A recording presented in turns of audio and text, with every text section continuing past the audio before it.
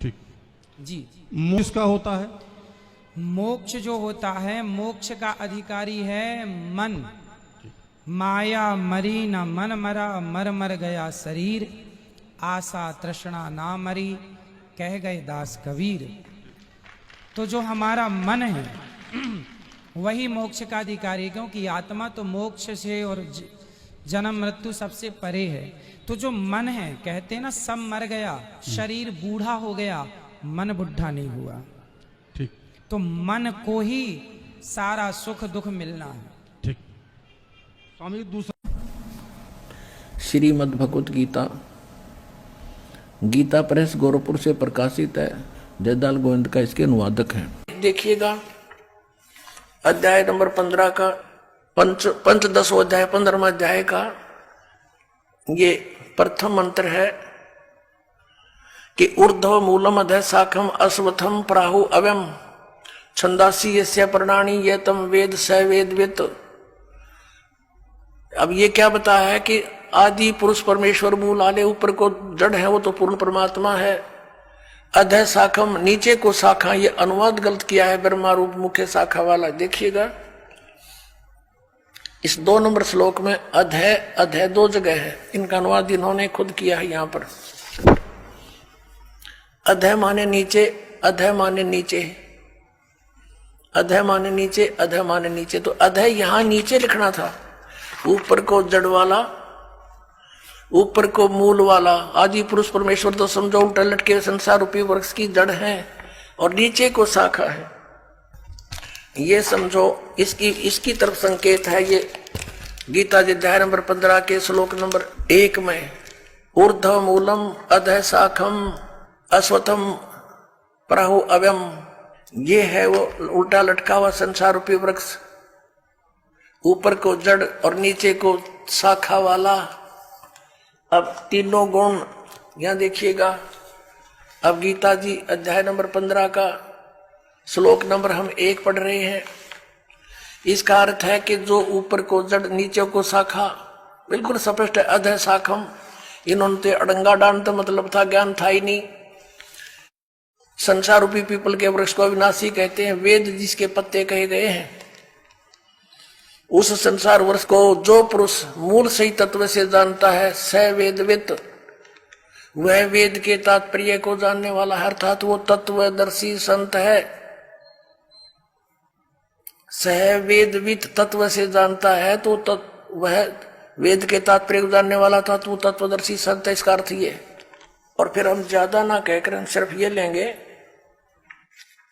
कि 15वें अध्याय के 4थे श्लोक में स्पष्ट किया है कि जब तत्वदर्शी संत मिल जा तो तत्व ज्ञान रूपी शस्त्र के द्वारा इस ज्ञान रूपी अंधकार को समझकर इसका नाश करके उसके पश्चात परमेश्वर के उस परम पद की खोज करनी चाहिए, जहां जाने के बाद साधक फिर लौटकर कभी संसार में नहीं आते। देखिएगा यहां से लेंगे क्या लिखा कि उस संसार वृक्ष की तीनों गुण रूप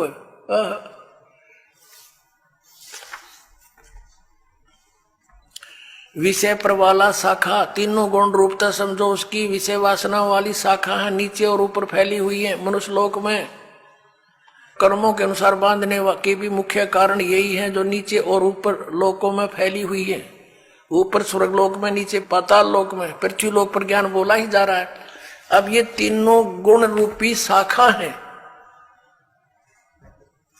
3 गुण क्या है? रजगुण ब्रह्मा, सतगुण विष्णु, तमगुण शिव जी। देखिए मार्कंडेय पुराण, प्रकाशक मुद्रक हैं, गीता प्रेस गोरखपुर, गोविंद भवन कार्यालय कोलकाता का संस्थान।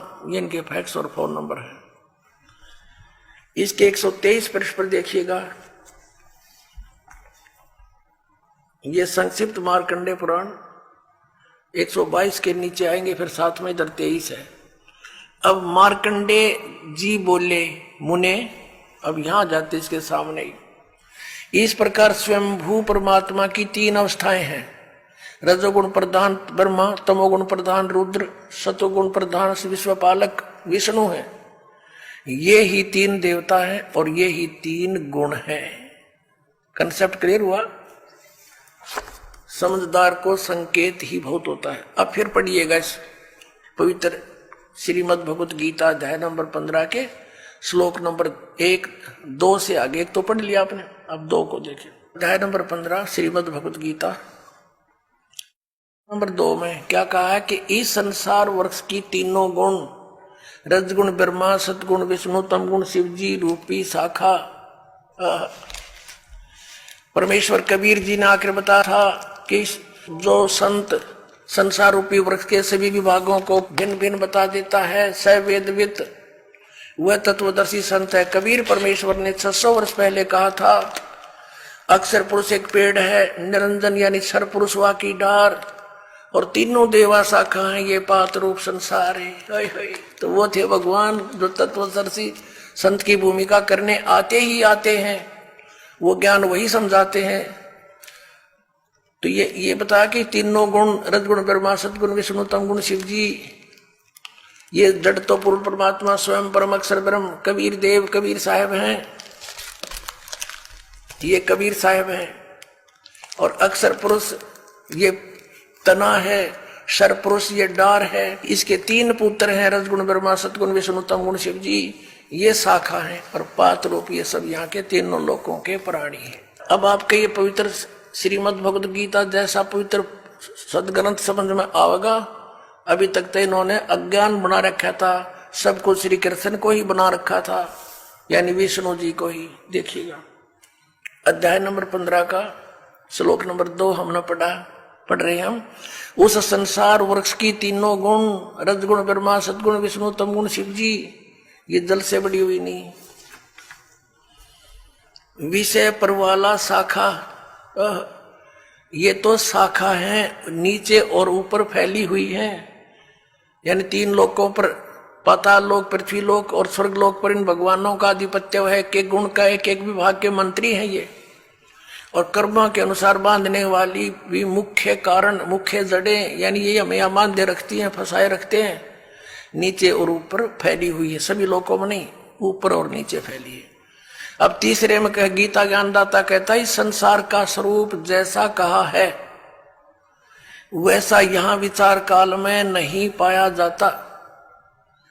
अब क्या कहता है ये गीता ज्ञानदाता कि जो तेरा और मेरा डिस्कशन चल रहा है इस गीता के ज्ञान में, मैं इस पूरे ब्रह्मांडों के सारे संसार रूपी वृक्ष की यानी सभी ब्रह्मांडों की जानकारी नहीं रखता। मुझे इसके आदि और अंत का, स्थिति का कोई ज्ञान नहीं।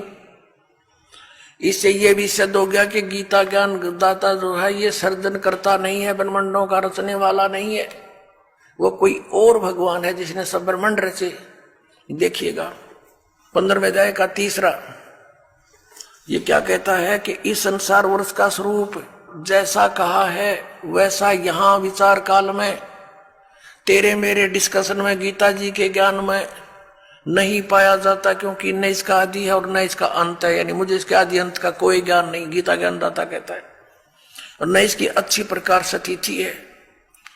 इसलिए इस सुविरुद्ध मूलम, मूल कौन है? परम अक्षर ब्रह्म और ऊपर के लोक, वो तो अविनाशी हैं, शुद्ध अति दृढ़ हैं, और नीचे के अति दृढ़ मूल वाले अश्वत्थम, इस पीपल के वृक्ष को, संसार रूपी वृक्ष को, दृढ़ेन दृढ़ असंख्य शस्त्रेण, वैराग रूप नहीं, तत्व ज्ञान रूपी शस्त्र द्वारा काट कर, अर्थात उस तत्व ज्ञान से तत्वदर्शी संत मिलने के पश्चात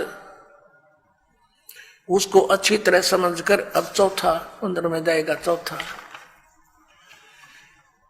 उसके पश्चात उस परम पद रूप परमेश्वर को भली भांति खोजना चाहिए, जिसमें गए हुए सात पुरुष यानी साधक फिर लौटकर संसार में नहीं आते।